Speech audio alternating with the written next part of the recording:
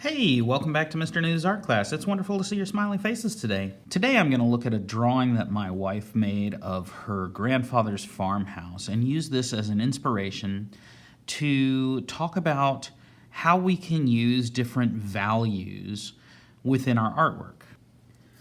Oh look, a polar bear in a snowstorm.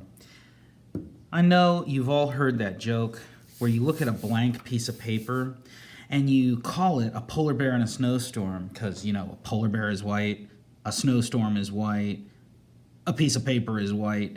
But if you go back and you look at that picture I just showed, you see that snow isn't white. Yes, it is white, but it has shadows on it and it has highlights and there's a lot more detail going on there. So not long ago, we talked about value and how to create different values using different materials. And today, we're going to be piecing together a landscape, a snowy landscape that uses those different values. For starters, we need the horizon. I'm going to put the horizon a little low. Notice I'm sketching super lightly. If you're not familiar with that, the way that I hold my pencil for sketching is different than the way I hold it for writing and drawing. So when I'm sketching, I'm holding my pencil really far back so that I'm not applying any pressure to the tip. That way I get these nice, easily erasable lines. So the horizon is really low. Everything above that's going to be the sky, and down below that is going to be the snowy landscape. I think what I want to do is kind of split this and have two hills and have trees on both hills. So what I'm going to do is have one kind of more distant hill that's going to be a little taller. It's going to come up above the horizon. And then my other hill a little closer. It's going to be down below the horizon.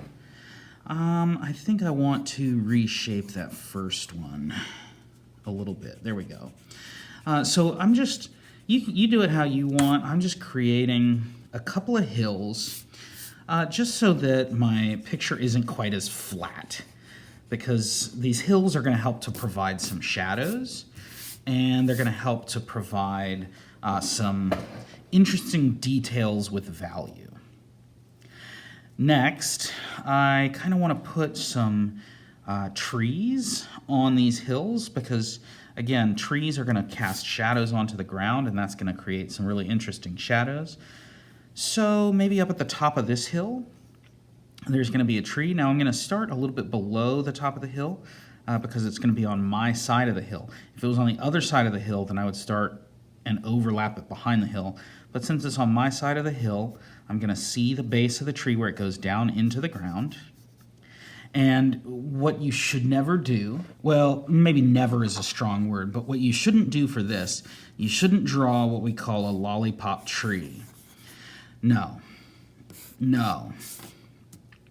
We want to draw a lifelike tree. So what I'm going to do is notice how it's wider at the base and the trunk of the tree is not straight. I'm kind of sketching some lines that get closer together as they go up, and they're also bendy, twisty, and a little textured, like there's some bark. I'm going to erase the horizon behind that and the edge of the hill behind that. And I want to add some branches. Now, this is a winter picture, so I'm not even going to see the leaves on top. I'm just going to see a bunch of branches. Maybe my lowest branch will come from this side. Notice how I kind of make it into a cone where it kind of connects to the trunk. I overlap part of the trunk a little bit and make a little curve there. And that shows us that it's on this side of the trunk. If the branch was on the other side of the tree trunk, you would just overlap it to where the branch is behind the trunk, just goes behind it. So I'm going to go ahead and pencil in a few more branches. You make your tree how you want.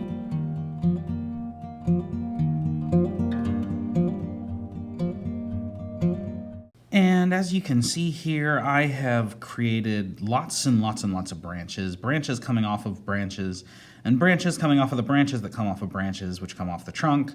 So there's lots and lots of stuff going on. I've even got some branches that are kind of flat at the end, like it's been snapped or broken or something. I might want to add more like that. I think that adds some life to it, like this tree has seen better days. But don't spend too much time on that one tree, because we're still just in the sketching phases, and we want to kind of flesh out the whole picture before we add too many details. Okay, so if I've got one tree on this hill, maybe I also want it to have a nice little friend on this hill. I need to consider distance. This hill is in front. I can tell because it overlaps in front of that one right here. That means this tree is closer to me than this hill. So if I draw a tree on this hill, it needs to be smaller because it's farther away. So I'm going to think about this maybe half as big, and come over here and I'm just going to mark for myself like where the top and where the bottom should be. That way I keep that in mind as a reference.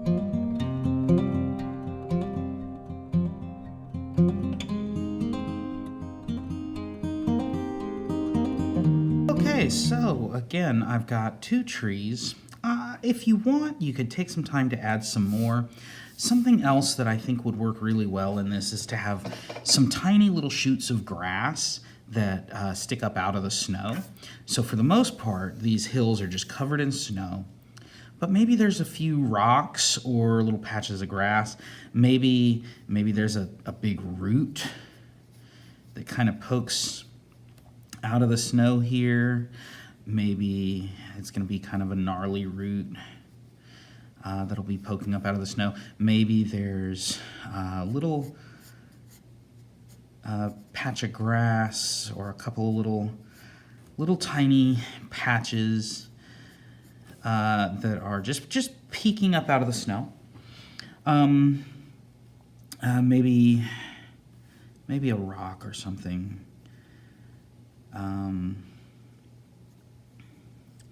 And yeah, maybe a little bit of grass right next to that rock. You know, I kind of want to flesh out this foreground hill a little bit more, because there's usually going to be more detail in the foreground, what's close to us. This hill is really close to us. So there should be more detail here, less detail on the next hill, and very little detail in the distance. Okay, so maybe I'll flesh out a little bit more. Maybe there's a little like footprints. Maybe there'll be some, like somebody has walked up to this this tree, and I kind of made that footprint too long. Yeah, so maybe there's footprints here, or a path. Maybe somebody walked up to the tree. Maybe there's footprints that kind of go around the tree. Like somebody was looking around the tree. And then maybe they come back this direction. No, that wouldn't be where it would go. Where would the foot actually go? It would go here. Okay, so, you know, there's some detail on this foreground hill. And then in this middle ground, the next hill in the distance, I don't want to do too much. Maybe a little bit of this kind of stuff, but not much. So maybe there's going to be really tiny, notice it's smaller because it's farther away. These are bigger. This is smaller. So tiny little bit of grass, tiny little shoot of grass sticking up. And maybe a tiny little bump of a rock. And that's it. I don't want to do too much here. Now, in this distant area here between the hills and the horizon, I'm not going to do any detail at all. I will add some shading there, but no detail. So no grass, no rocks, no nothing. Maybe there would be some distant trees. Maybe there's like a distant patch of forest down here. Well, those trees, if there's a distant patch of a forest, they're just going to be very faint little lines. I'm not even going to see individual branches, just this conglomeration of just lines and specks.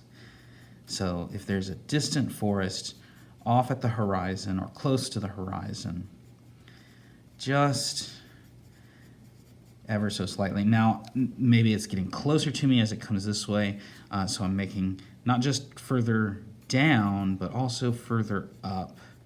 And I'm just scratching in some lines.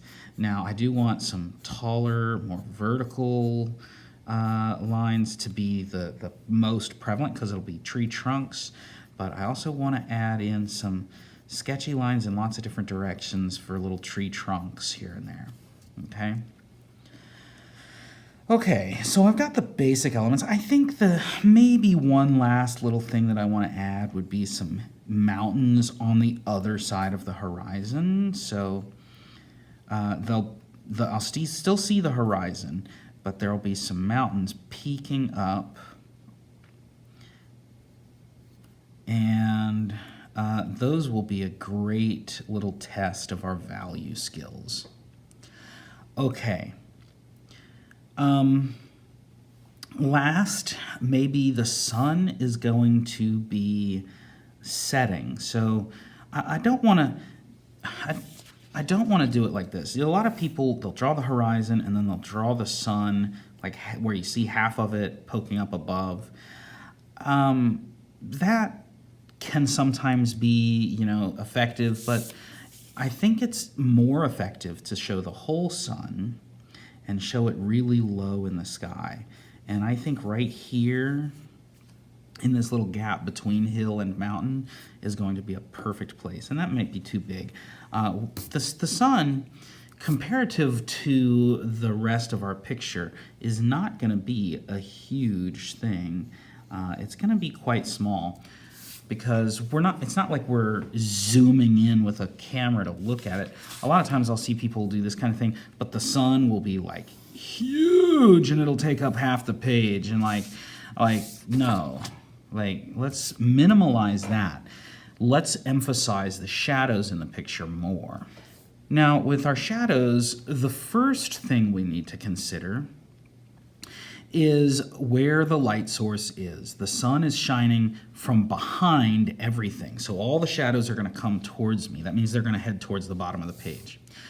But also, the sun is in the middle, so the shadows of objects on this side should go to the left, and the shadows of objects on the right side should go to the right. So what that means is the shadow of this grass here is going to go down and to the left because it's always going to go away from the sun. If the sun is here, just imagine a straight line from the sun towards that grass, and you see how that shadow is going to go away from the sun. And I just want to very faintly put that shadow in. Again, holding my pencil way far back. A lot of times, even for shading, I like to flip my hand over to where my hand is on top of the pencil instead of having it point down.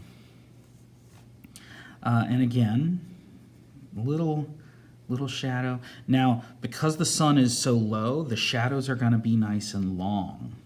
So the shadows are going to be longer than the grass itself. Okay? The rock, the shadow should go pretty much straight to the left, but there's going to be a little bit underneath it. We also have to consider the curvature of the hill. So the hill is actually being backlit. If this is the hill here, the back side is being lit by the sun, not the front side that we're seeing, but the back side. So this whole side of the hill is actually going to be in shadow. So let's, without shading my tree, what I want to do is make this shadow a little bit darker, this shadow a little bit darker, this shadow a little bit darker, and then I want to shade this whole hill just very slightly. Now, when I do that, in order to get the texture of snow, I'm going to just very gently make little circles and not let the tip of my pencil go down, because if you do this on your own drawing paper, you'll see that the texture of the paper will come through when you rub it sideways like this. And the texture of the paper has these little tiny dips and bumps in it that will help to kind of look like the individual little crystals of snow on the ground. So I'm just giving this whole hill a very faint little value, the very lightest value I can possibly have. And even all the way down to the base of the hill, really all the way to where they overlap, I would say.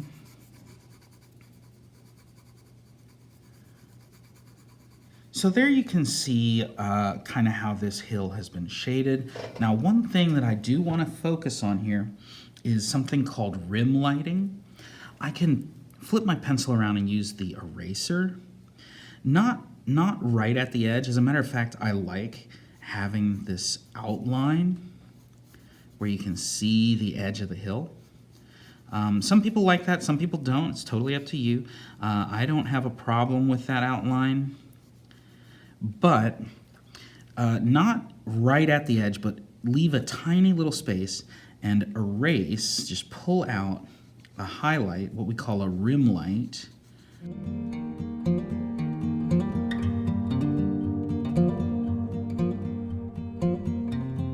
Okay, so that gets the middle ground hill, but what about this rock and this tree?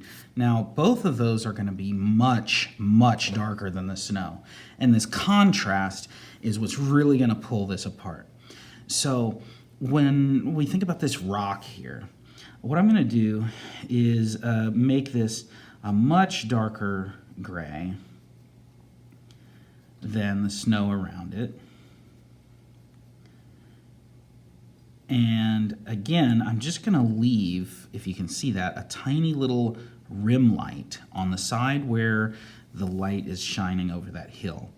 And I think I might need to darken up the shadow just a tiny touch. Same with the grass. It should be a little bit darker, not too dark. Grass isn't going to be as dark as maybe the rock, but the shadows, just ever so slightly shade them a little darker. And it's okay for the shadows to be a little fuzzy and have the grass itself be thinner, more solid lines, and then the shadows be kind of fuzzy. That's perfect. That's exactly the effect you want. Now with this tree, I'm going to go ahead and make the whole thing dark, but not super dark. Not as dark as I can get it. I want the whole tree to be a darker value than the snow, because even on the side where the light's shining on the tree is going to be darker than the snow, because trees are like brown, right? The tree trunk is going to be brown. So even though I'm still just using a pencil and just shading, I'm getting different values here, and that's what matters, because the value of the brown tree trunk would be much, much, much darker than the value of the white snow. Even if you're not adding color to it, it should still be much darker.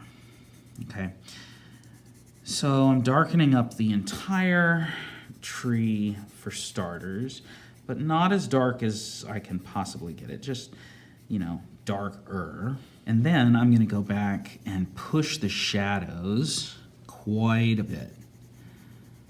All right. So if the sun is shining on the right-hand side of the tree, that means the left-hand side is going to be much darker. So I'm gonna push the shadows darker along this left-hand side of the tree.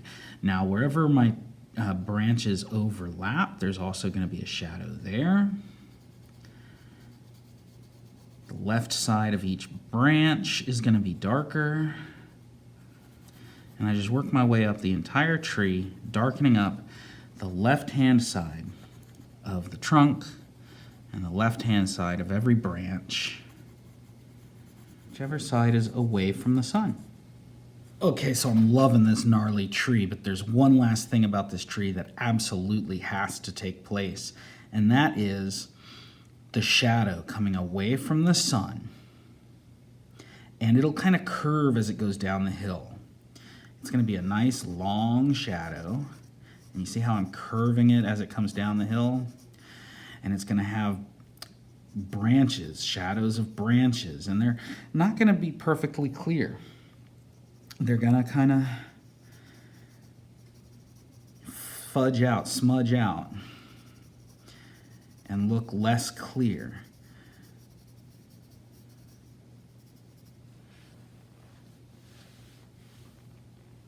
There we go. Now you can use those same concepts in this other hill and the other tree, just remembering that the shadows are going to go the other way because they're going away from the sunlight.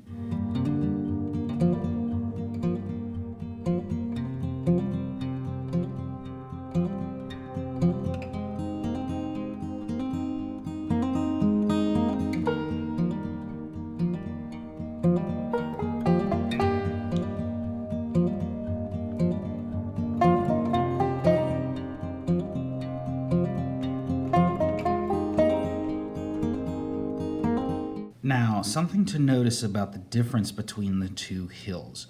This hill is closer, so there's much more detail. I've tried to go in and add some texture to the bark of the tree, just by kind of scratching in. Instead of shading perfectly smooth, kind of being scribbly with it. Also, where the highlights are lighter. Here, everything is more gray. Here, since it's closer, there's more detail in the highlights. So I just went back with the eraser and pulled out more highlights there. Also, the flatter side of this hill, because the light is shining onto that side, it's much, much, much lighter. And that contrast between the lighter, the almost pure white here, and the very pale gray there, even though it's just a little bit of contrast, it really helps to differentiate the two different hills. Now, with that being said, the shadows are also darker, so there's more contrast in this foreground area, less contrast in this middle ground, and in the background there's going to be very little contrast. Because the closer something is, the more detail you can see, and the farther away something is, the less detail you can see.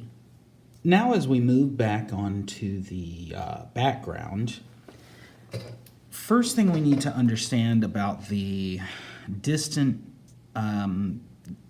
snow-covered area down here is that the sun is going to be shining onto the top of it and reflecting pretty strongly. However, it's farther away, so it's going to be a little grayer than you would normally expect.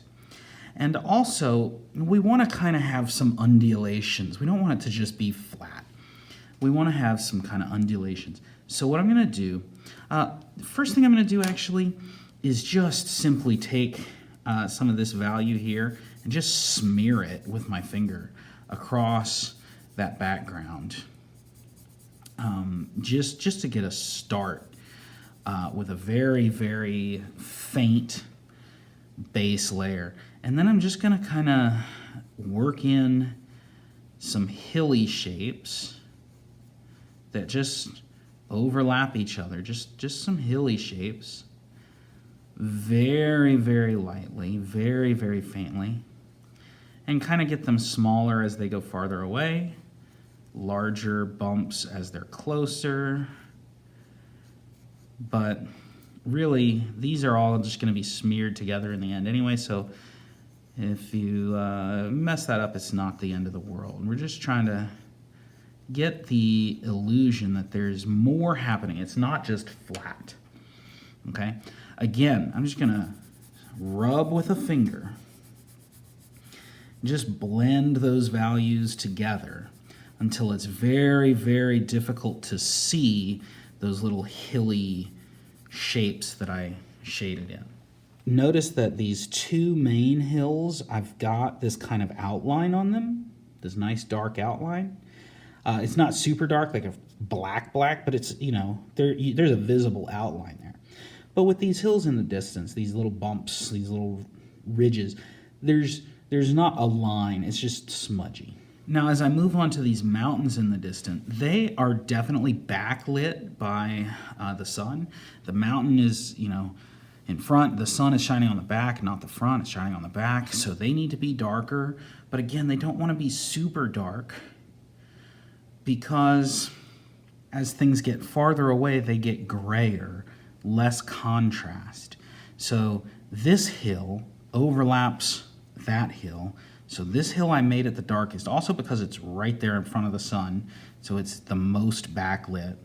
This is going to be the darkest of my mountains. The next mountain is going to still be dark, but not as dark. So I'm going to tone that down a little. Make it ever so slightly lighter. And then there's a third mountain back here behind the forest. That's going to be the lightest of all.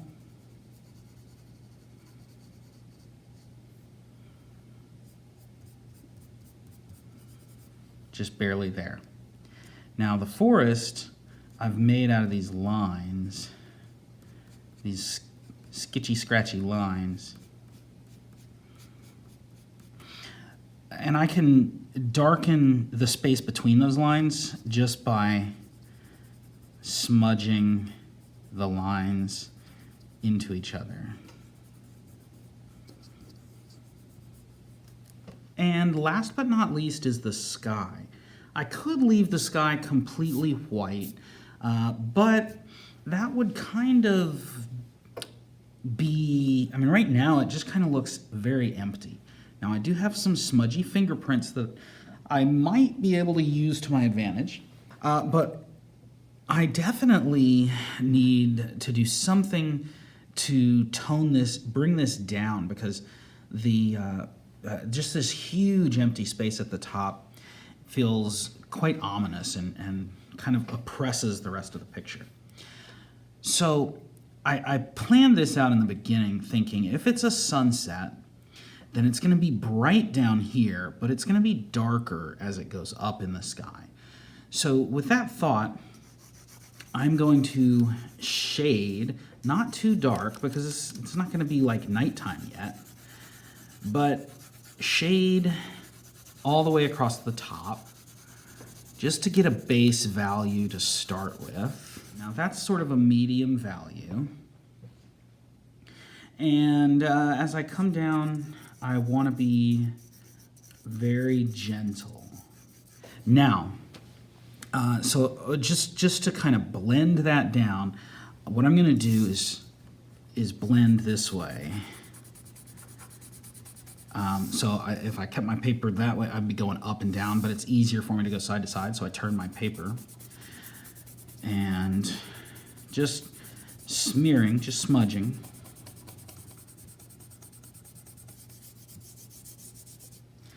Okay. I think even though that's super light, there's a distinct line almost between the darker and the lighter. Now that's not necessarily a problem. As a matter of fact, I think that's where these smudges are going to come in handy, because what I'm going to do is use what's on my fingertip, or if I don't have any there, I can come up here to get some more. And I'm going to work these smudges into little cloudy, wispy shapes.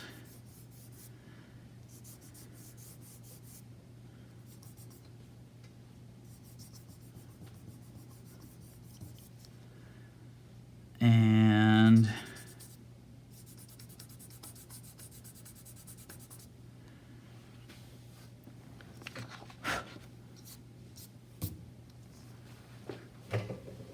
take a step back and see how that looks. And now I stood up and walked across the room and looked at this from a distance, from several different distances, and the only one place that I'm still not quite pleased with is the forest. I think that needs to have a little bit more of a dark value to it overall. So what I'm going to do is just go back in and add a little bit of shading into that forest. Smudge it around a little. Maybe come back in and emphasize some of these tree trunk shapes and branches. At least in this area where it's kind of a little closer, right? This area is closer, that area is farther away. So have less detail as it gets farther away. Yeah, I think that's finished. So this is what a snowy landscape should look like. Lots of grays, very little white, but lots of grays.